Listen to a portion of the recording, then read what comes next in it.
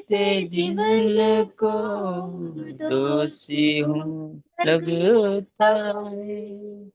बार बार प्रभु तूने बातें की है, बार बार प्रभु तूने बातें की है, फिर भी ना सुना है। तेरा धीरज प्रभु अद्भुत है। उठो मैं फिर से चाहता है। दयालु प्रभु यीशु, दिल से पुकारो तुझे, विनती मेरी सुन ले। दयालु प्रभु यीशु, दिल से पुकारो तुझे, विनती मेरी सुन ले।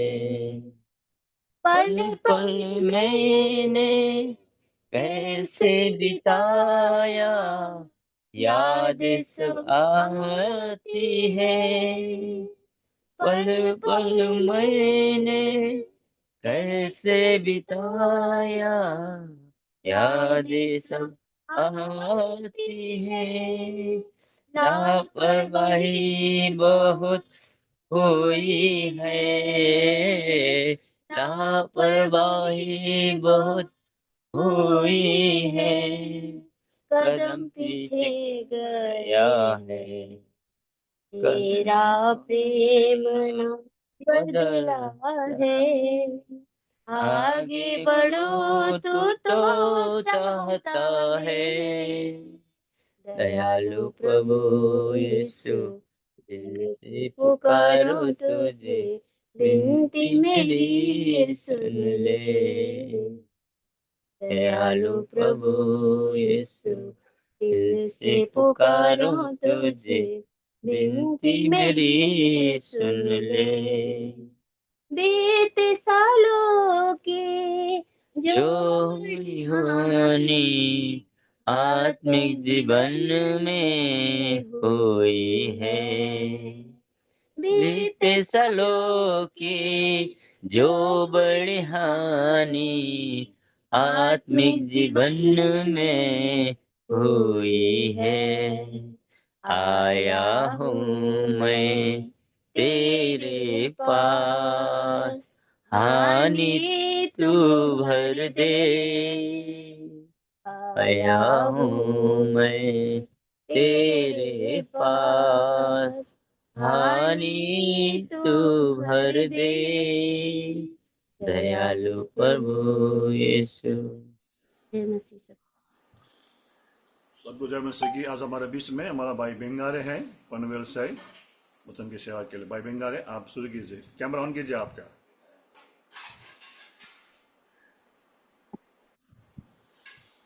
जय मसीह की सबों को। कैमरा ऑन कीजिए, कैमरा। हाँ, ओके।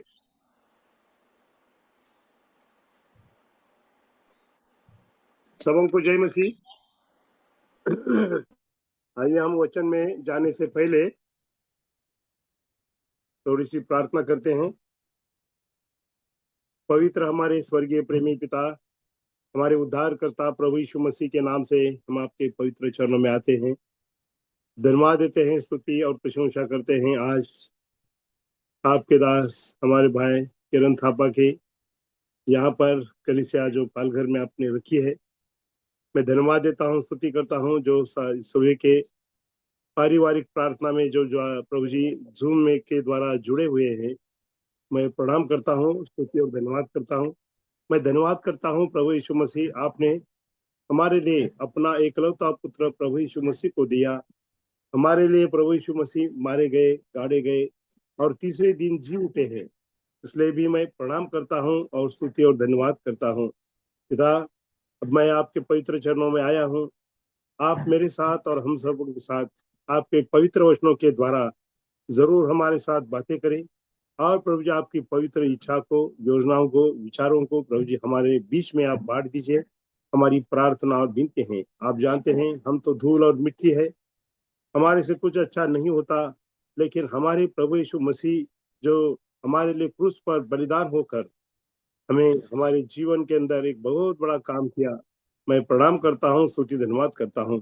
पिता, अब हमारी सहायता करें, पवित्र वचनों के द्वारा दो करोड़ों के बीच में से हमारे साथ बातें करें।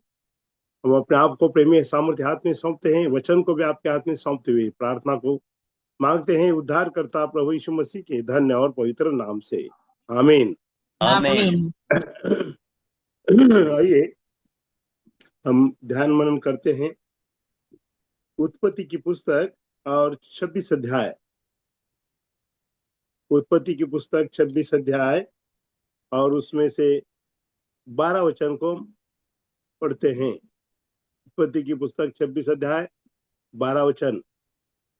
फिर इसहाक ने उस देश में जोता बोया और उसी वर्ष में 100 गुना फल पाया और यहोवा ने उसको आशीष दी।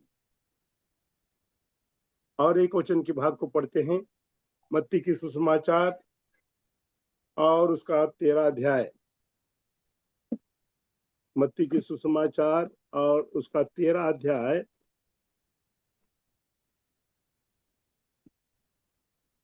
और उसमें से हम पढ़ेंगे 19 वचन को।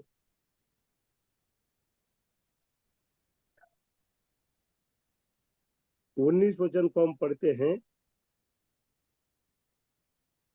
जो कोई राज का वचन सुनकर नहीं समझता, उसके मन में जो कुछ बोया गया था उसे वह दुष्ट आकर छीन ले जाता है।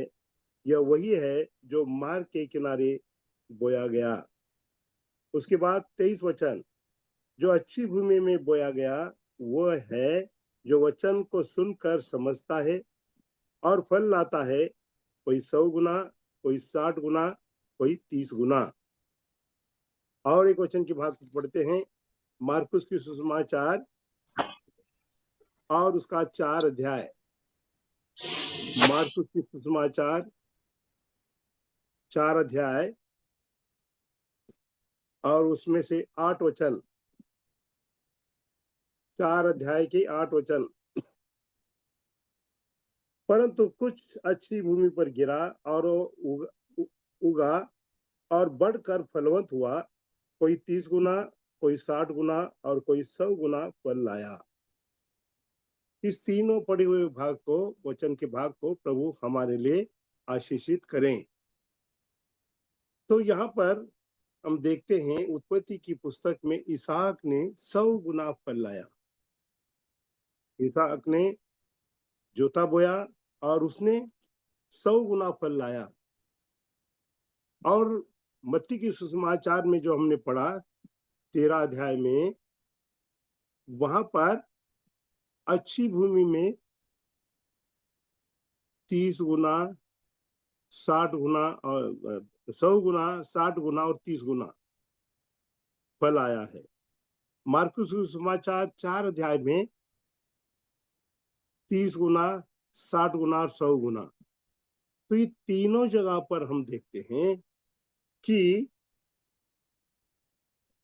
पहले भूमि ये इसहाक ने जोता बोया, उसमें 100 गुना फल लेकर आया।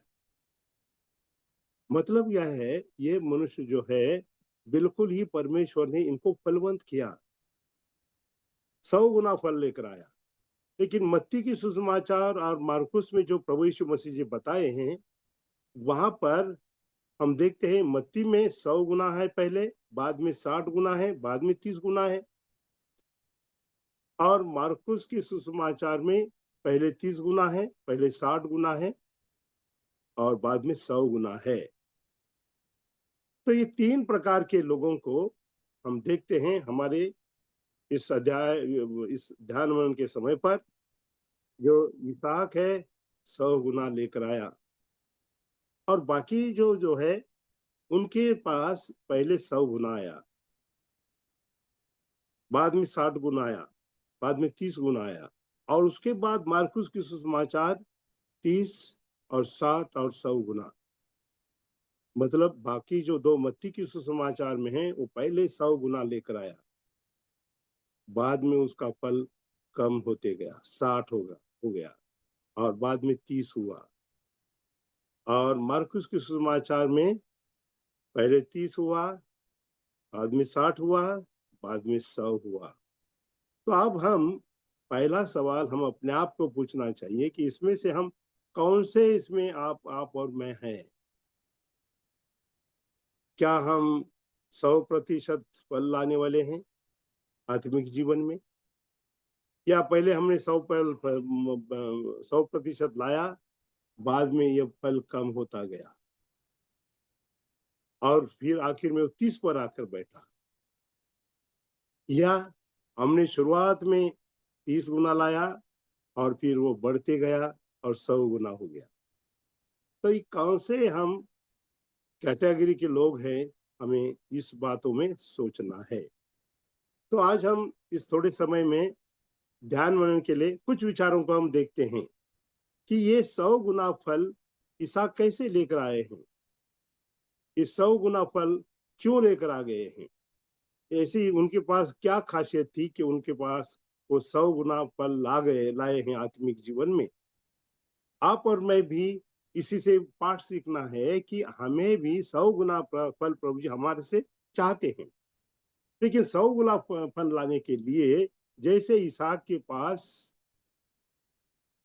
गुण थे वैसे गुणों को हम हमारे जीवन में रखना चाहिए। पहली बात इसहाक जो है बहुत ही आज्ञाकारी व्यक्ति था। उत्पत्ति की पुस्तक और उसका 22 अध्याय, उत्पत्ति की पुस्तक 22 अध्याय और उसमें 9 वचन, उत्पत्ति 22 अध्याय और 9 वचन। सिक्का पढ़ बेटा, सिक्का पढ़ेगा, सिक्का पढ़ बेटा। यस पढ़िएगा। जब वे उस स्थान को जिसे परमेश्वर ने उनको बताया था पहुंचे, तब अब्राहम ने वहां वेदी बनाकर लकड़ी को चुन चुन कर रखा और अपने पुत्र इसहाक को बांधकर वेदी पर की लकड़ी के ऊपर रख दिया। हाँ, यहाँ पर परमेश्वर ने जब बताया गया कि तू जिससे अधिक प्रेम करता है वो तेरा पुत्र, एकलौता पुत्र को मैं बताता हूँ स्थान पर तो अर्पण कर ले।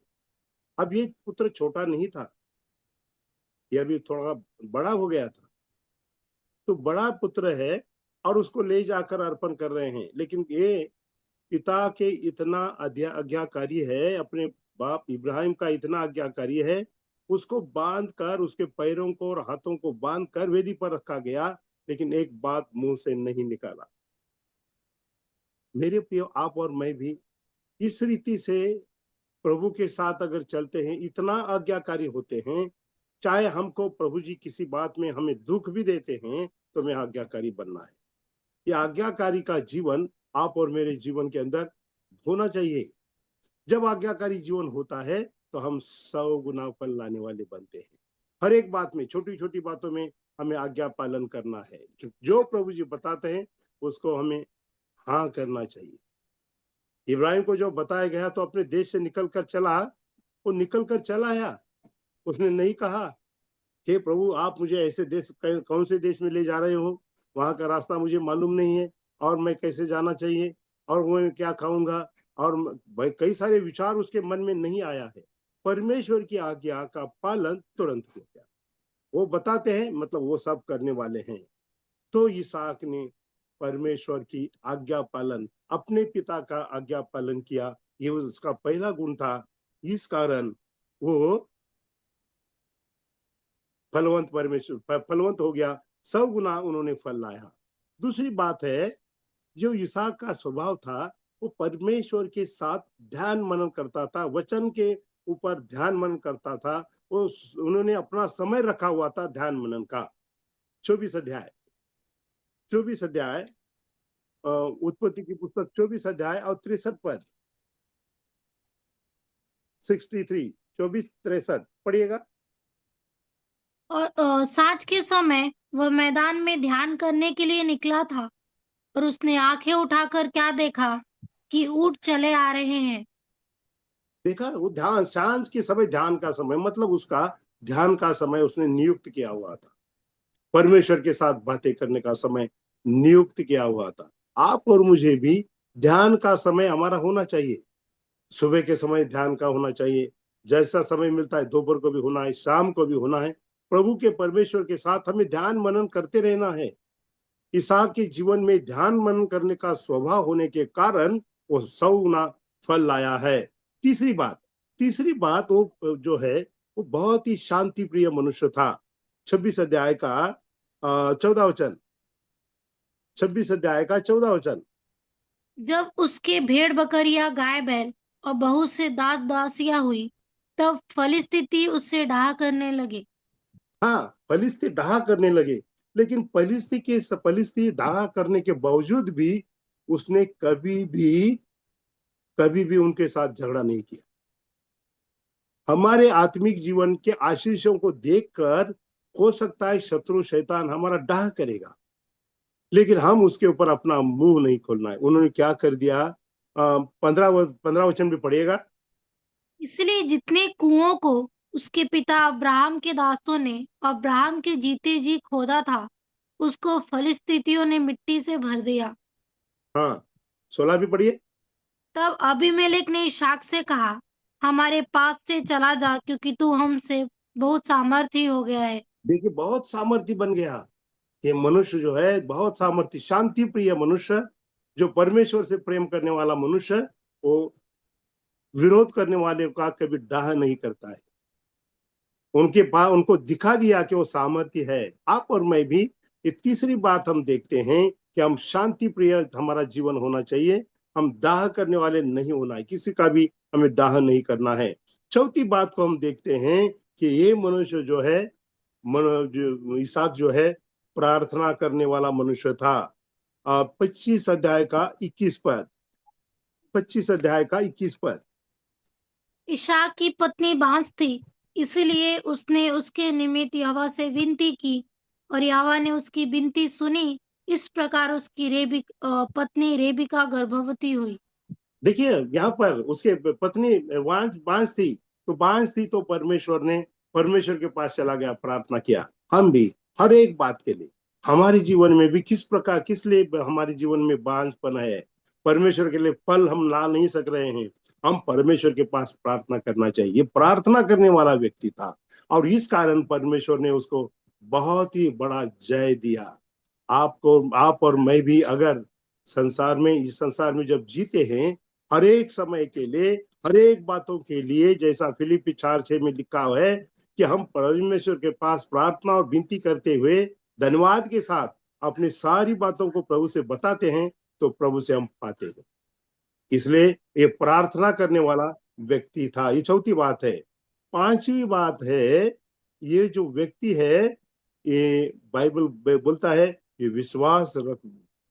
पक्का विश्वास रखने वाला था। इब्रानी की पत्री 11 अध्याय और उसका 9 पद और 20 पद, दया करके पढ़िए फास्ट।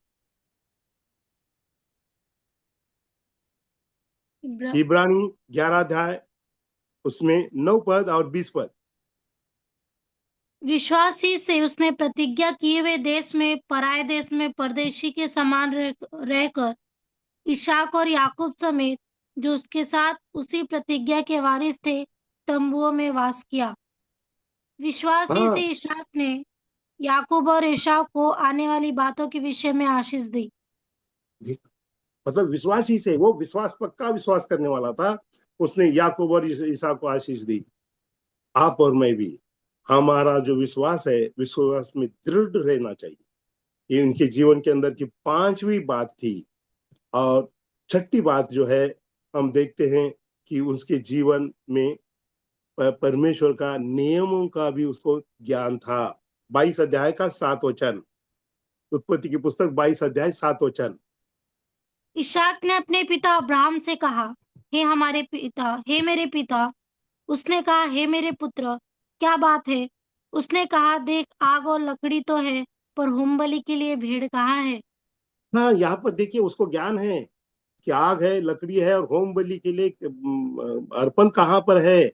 उसको परमेश्वर के नियमों का ज्ञान है। हमें भी परमेश्वर का ज्ञान, नियमों का बहुत से ज्ञान होना चाहिए।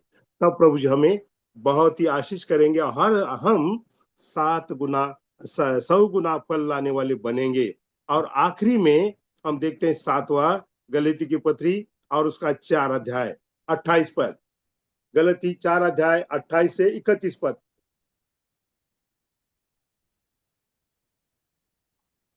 हे भाइयों, हम इशाक के समान प्रतिज्ञा की संतान हैं। और जैसा उस समय शरीर के अनुसार जन्मा हुआ आत्मा के अनुसार जन्मे हुए को सताता था, वैसे ही अब भी होता है। परंतु पवित्र शास्त्र क्या कहता है? दासी और उसके पुत्र को निकाल दे, क्योंकि दासी का पुत्र स्वतंत्र स्त्री के पुत्र के साथ उत्तराधिकारी नहीं होगा। इसलिए हे भाइयों, हम दासी के समान नहीं परंतु स्वतंत्र स्त्री की संतान है।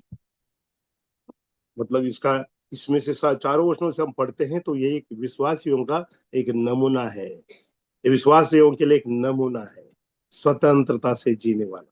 तो प्रभु करे आप और मुझे भी 100 गुना फल लाने वाले बनने के लिए हम आज्ञा पालन करने वाले बने, हम ध्यान करने वाले बने, हम शांति प्रिय रहे, प्रार्थना करने वाले रहें, विश्वासी के जीवन जीने वाले रहें और परमेश्वर के नियमों का भी हमें ज्ञान रहे और हम एक विश्वासियों का एक नमूना बने। प्रभु इस वचन को आशीष करे। धन्यवाद। आइए प्रार्थना करेंगे।